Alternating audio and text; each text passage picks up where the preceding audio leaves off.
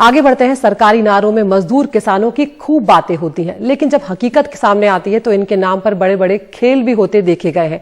और हकीकत इस खबर से भी समझी जा सकती है कि मध्य प्रदेश में श्रमिकों के कल्याण के लिए बने फंड के करोड़ों रुपए बिजली विभाग को डायवर्ट कर दिए गए। और तर्क ये दिया जा रहा है कि ये खर्च श्रमिकों को राहत देने के लिए भी किया गया है। हमारे सहयोगी अनुराग द्वारी की ये खास रिपोर्ट।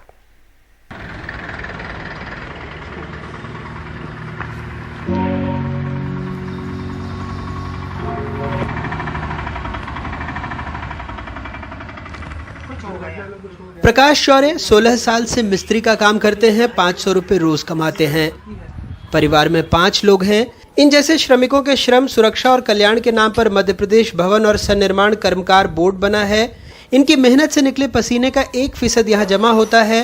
वैसे प्रकाश को इसके बारे में कोई जानकारी नहीं है। सर, जानकारी नहीं इस बारे में तो, और जानकारी रहती भी तो अपन जैसे का कौन सुनेगा। काम बड़ी मुश्किल से लगते हैं। हफ्ते में 2 दिन 4 दिन लग गए तो लग गए, उसके बाद तो कोई मतलब ही नहीं। कोई दुर्घटना भी हो गई तो बहुत कम पैसा मिलता है, किसी को मिलता भी नहीं है। रहमान जैसे और भी कई श्रमिक हैं, लोहे का काम करते हैं। इन्हें भी नहीं पता कि वेलफेयर बोर्ड में कितनी राशि थी और गई तो कैसे। मजदूर के लिए तो मजदूरों को मिलना था, लेकिन आप लोग तो कभी पहुंचा ही नहीं। हाँ, नहीं सर, हम लोगों को जानकारी ही नहीं देता। कोई बताता भी नहीं। कोई बताता भी नहीं इस तरीका कि आप लोगों को पैसा है। वो गलत है ना सर। वो तो अपन लोगों को ही मिलना चाहिए जो मजदूर है उनको। अब वो दूसरे को दे दिया तो गलत है। मध्य प्रदेश में बिल्डिंग निर्माण से जुड़े श्रमिकों के कल्याण के 416 करोड़ 33 लाख रुपए ऊर्जा विभाग के सब्सिडी खाते में डाल दिए गए हैं। दरअसल राज्य में जितने भी सरकारी या निजी भवन बनते हैं उसकी लागत का 1% सन्निर्माण कर्मकार बोर्ड को जाता है। इससे श्रमिकों की करीब 19 योजनाएं चलती हैं, जैसे 45 से कम उम्र के सामान्य मृत्यु पर 75,000 रुपए, दुर्घटना में मृत्यु होने पर 1 लाख रुपए की सहायता राशि, निर्माण कार्य के दौरान दुर्घटना मृत्यु में 2 लाख रुपए, प्रसूताओं को 45 दिन का न्यूनतम वेतन, 1400 रुपए पोषण भत्ता जैसी योजनाएं इस फंड से चलती हैं। हालांकि श्रम विभाग का तर्क है कि संबल योजना में पंजीकृत 3 लाख मजदूरों को 100 रुपए में बिजली मिलती है, इसलिए ये पैसा दिया गया। ऊर्जा विभाग हर साल अलग अलग मदों में 21,000 करोड़ रुपए की सब्सिडी देता है। सूत्रों के मुताबिक बिजली विभाग ने सब्सिडी के लिए नोटशीट लिखी थी, जिसके बाद 3 सालों का पैसा दिया गया।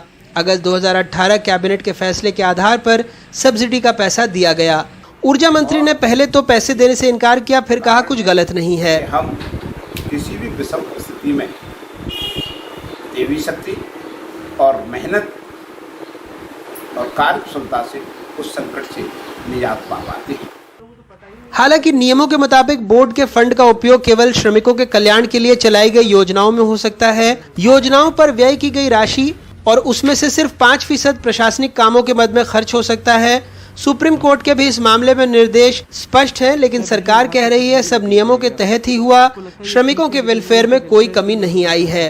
नहीं, भले वेलफेयर में तो कोई कमी नहीं आ रही ना। उनके वेलफेयर की यहाँ जरूरत है, वहाँ सुविधाएं मुहैया कराई जा रही है, साधन मुहैया, पैसा मुहैया किया जा रहा है। जो रखा हुआ अगर होगा तो वो अगर यूज यहाँ करना होगा वहाँ करना लेंगे। लेकिन इसमें क्या दिक्कत है? कानूनन पैसा कर नहीं सकते। कानूनन नहीं कर सकते तो नहीं करते। हम कानून के तहत ही चलती है। ये शिवराज सिंह जी की सरकार है या कानून का राज है? सरकार ने 100 रुपए में 100 यूनिट बिजली का ढिंढोरा गरीबों के लिए खूब पीटा। सवाल ये है कि जब योजना सबके लिए एक जैसी थी तो फिर किस हक से इन श्रमिकों का जो कल्याण का पैसा था वो बिजली की सब्सिडी में दे दिया गया? क्या सिर्फ इसलिए कि ये श्रमिक हैं और बाबुओं से तनकर सवाल नहीं पूछ सकते? सवाल ये भी है कि क्या श्रमिक बोर्ड के उन बाबुओं पर सीधी कार्रवाई नहीं होनी चाहिए जिन्होंने इनके कल्याण का पैसा किसी और मद में मोड़ दिया, बगैर किसी सवाल के, बगैर किसी से पूछे? भोपाल से कैमरा पर्सन रिजवान खान के साथ अनुराग द्वारी, NDTV इंडिया।